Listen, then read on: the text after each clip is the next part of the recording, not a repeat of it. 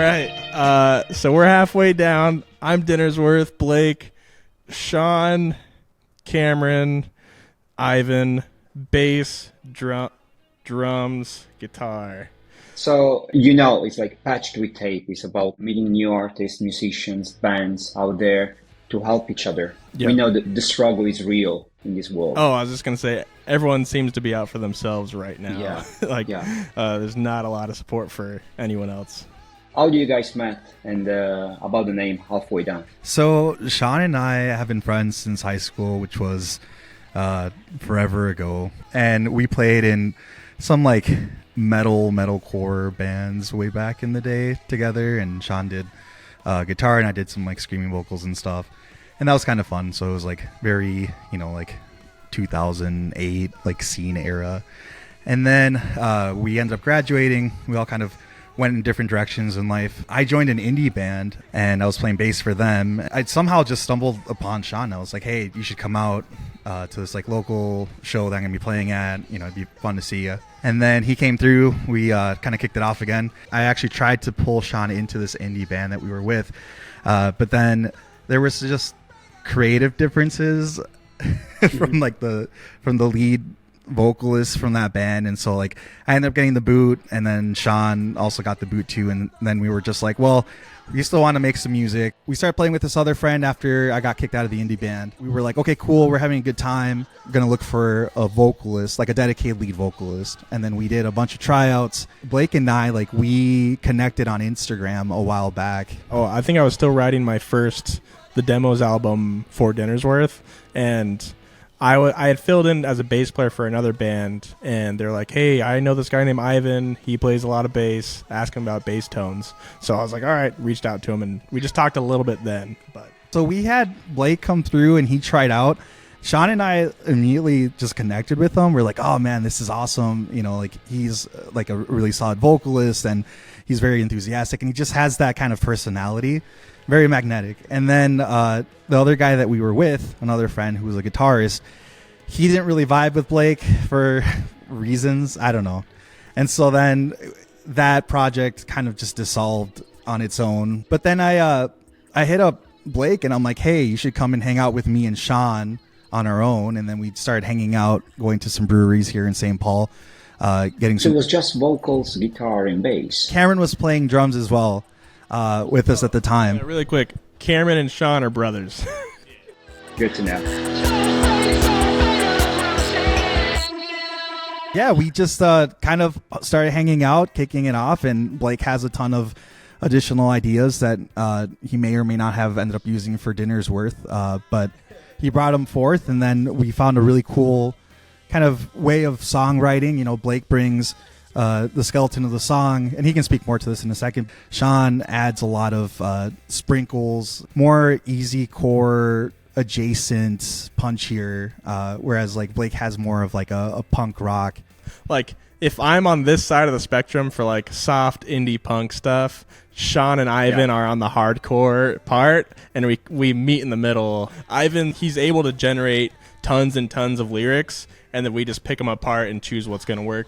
I've always been able to just write structures of songs really well, and my lyrics are the hardest thing ever. Like, I can have a song done in a day, and then the lyrics will take me months to figure out. It's you giving the directions, how the song will go, or... We all collaborate for sure. Like, when I do, like, Fool's Gold, that was going to be a Dinnersworth project that I just made in GarageBand. We didn't really change the structure at all. I had the Midwest emo sort of like down, that, and then he added the gung, gung, gung, gung. That whole intro part was Sean, and then it rolls back into my idea. And that was one of our first practices where I was like, hey, I have this idea, let's just play with it. And then it turned into our first single. Yeah, but you expect them in the future will be the same. It's like you bringing some material to the studio. I mean, so far, yeah, that's kind of how we've done it. But I expect us three just sat around and just was jamming, and they're like, oh, that's pretty cool. One of us will throw on voice memos on our iPhone, just record the basic idea, and then we'll probably expand from there. And do you guys also experience that the first verse is always scrap?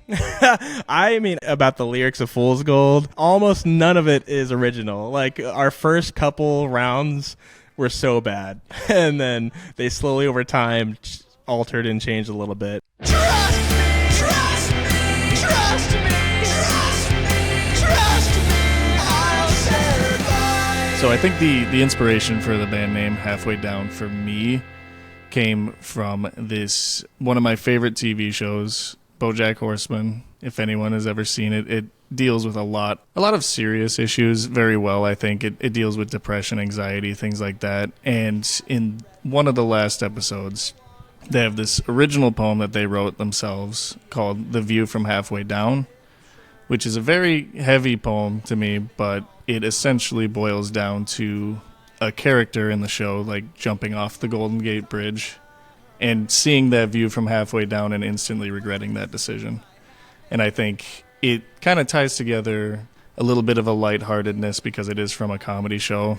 That view from halfway down is kind of what some people experience, where they might have gotten to that edge point and then realize that, you know, it's not worth it. Don't do that kind of thing. I'm not like the most poetic person in the world, but I always thought that poem really stuck with me, and it just brought it up in a band decision. It was a really good band name, actually. And then I just wanted to throw in, too, like if the lyrics to Fool's Gold, they fit that title really well, because at the end of the song, it's, you have to turn the page, kid, you'll be okay, you know, things will get better. That's kind of what we want to do as a band. We want to write lyrics that deal with dark or, you know, heavy topics, but we always want to tie it in and make it like a positive. The initial idea, I was like, hey, we should all just generate like 5 band names or something and bring them to the table. And then we had like 40, like we all overdid it and they were all bad. And so we were just sitting at a brewery table with 40 terrible band ideas, be like, oh, this is kind of decent. This is kind of decent. And then Cameron's like, hey, I have this idea. And we're like, oh, that's it. I have a weird process that I like to do for ideas where I like to come up with ideas and I don't write it down at all. I say if I forget it, it wasn't good. And that one just kept sticking in my head for a long time. So I was just like, well, that's my one idea. I'll bring that to the table, see what happens. I thought I'd get better. Should we talk a little bit about how you produce yourself? Yeah, I had done for Dinner's Worth all of my own stuff. And when I brought stuff to Sean, he produces his own things as well. Already probably like 3 times better than what I could achieve with Dinner's Worth. Well, actually, Sean and Cameron used to be in a band called Raise the Anchors, pop punk emo core band, and their lead vocalist was the guy who produced our stuff. He's, I mean, way better than we ever expected it to sound. We asked him make it big, and it's way bigger than we thought it could be. So you're gonna stick that way? I mean, producing the next songs. I mean, I'm totally sold on him. I had been talking to him, and we kind of like the same like early 2000s era, like all that, like Reliant K, MXPX, like all those like punk bands that might have like synths in them and stuff like that. We all had the emo phase, and so we know what that sounds like and means and feels like. We'll be in there recording and he'll be like, hey, how about we try this? In all of our heads, we're like, that can't work. And then when he produces it, it's one of the coolest things in the song. He's very good at knowing what we're going to like. Well, if we should describe what kind of genre of music will be the next record. Yeah, so the next song is called Dead Inside, and it's, like I said, it does end up being positive during the bridge, but I would say it's a very, very good blend of like everything all of us like. Like the chorus is like punchy pop punk, the bridge is like a dramatic kind of like piano, slow down build up. There's a hardcore section where Ivan screams. There's a gang vocal party section with like clapping and a shaker. It's very dynamic, and I am so excited to share it, but we gotta wait. I would say fans of anything from like All Time Low to A Day to Remember. There's even soft parts in there too. People that just like pop music in general would probably like this song.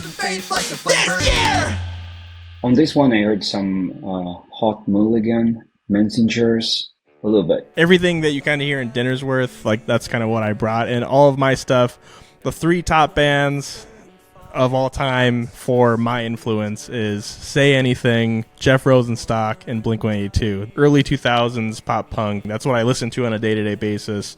I don't know if I have top 3, but growing up, I mean, I was really big into Silverstein. I like Blink-182 and all that, but coming from a person who really appreciates lyrics tending to be the least important part of a song. At the end of the day, like, you want to make an earworm, and there's something to be said about like simple lyrics, but I've always liked poetic music, heady stuff where you have to like kind of sit down and all of a sudden you're like, oh, what am I actually listening to? I definitely like a lot of the heavier stuff, but recently, like, I've just been more open to like all genres of music. I grew up in a Latino household, so it was a lot of Spanish, Mexican, tropical dance music and reggaeton and stuff. So it's a fun background. Believe it or not, my actual favorite band is Intricacies, which is like pretty much nothing like what we do. It's like an electronic dance, synth, techno, hardcore blend band. But the thing that I get out of that band is I just love how their songs are so dynamic. 4 Year Strong is probably my biggest influence as far as like my playing style goes. Very percussive, down-picking, hard, pop-punk, easy core style. A lot of my background is like post-hardcore, hardcore from, you know, the mid-2000s, which is why I like the punchy, like big stuff. For my musical influences, it's going to be very similar to Sean in that aspect. My favorite band is also Enter Shikari. I really love the creative freedom that they've given themselves. With their electronics, they have some songs where you can't even tell if guitar is playing. It's just all electronics and like screaming. And then there's some songs where it's just a piano, like ballad pretty much. And then, you know, they have a whole album where it's like 70s, 80s sounding synth, a whole album where it's mostly dubstep, and they could literally write any song, slap it on an album, and it's perfectly fine for them. My personal playing style on the drums, I probably draw the most inspiration from 4 Year Strong, also one of my favorite bands. Very punchy, breakdowns, beatdowns, all that kind of stuff. I love that they have two singers because they can just keep that energy like absolutely peaked. And then I'm surprised nobody mentioned the Wonder Years. This song specifically reminds me a lot about the Wonder Years in that aspect of the lows when they are just being really loud and energetic and will just go all the way down, then just build it back up. Like they're very good at that, and I appreciate that in our music too. About Fool's Gold, I noticed actually that it's very dynamic. I have this kind of formula. I don't stick to it every time. First verse, I'll split into a half and then quarters. My goal sometimes is to change each quarter just a little bit. Maybe add like a different snare hit in the first quarter or like China hit or something somewhere. Second verse, almost go opposite. Like if I'm playing with full chords in the first verse, my second verse, sometimes I'll just do two guitars panned left and right, just playing single notes to make the chords, but just stuff like that. And then Sean can just take it to the moon.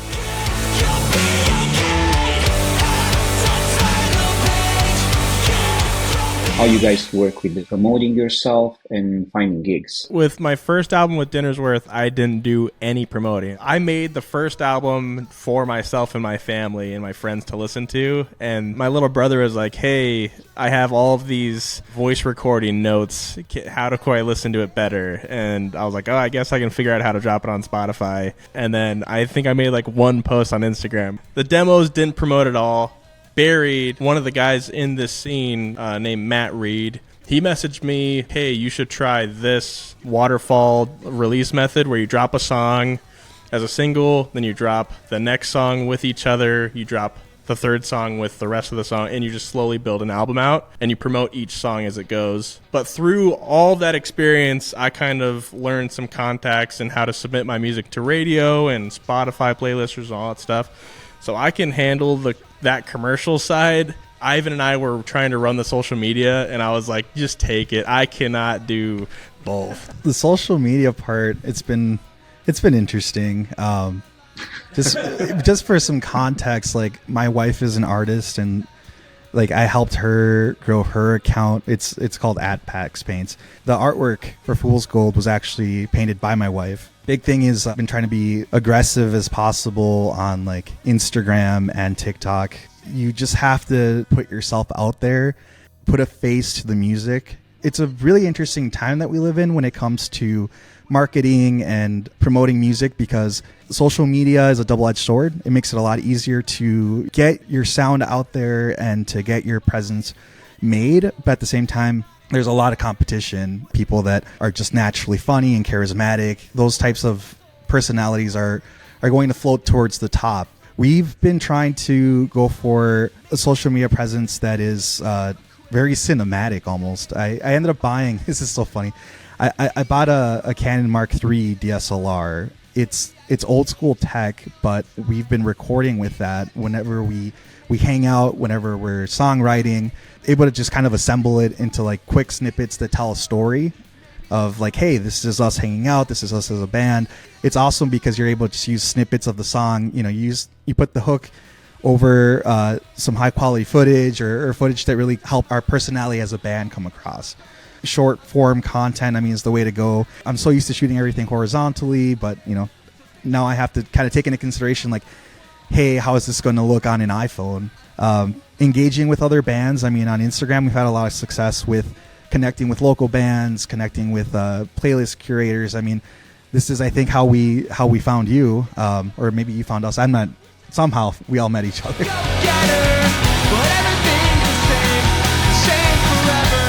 Sorry, little side tangent. Have listened to the Friday I'm in Love cover a couple times.